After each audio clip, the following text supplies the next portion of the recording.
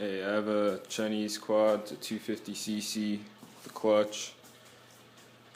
Seems not to be getting a spark. It's turning over, no spark though. I thought it was a spark plug. It's working, I tested it.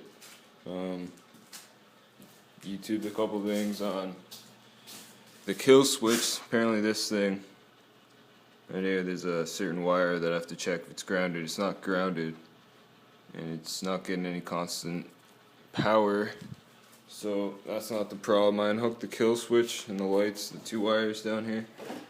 You can't really see them, but alright, I'll try and start it up. I gotta choke it. I'm starting it up with these two bolts right here, just because I unhooked the kill switch, so bear with me for a second, you'll hear it.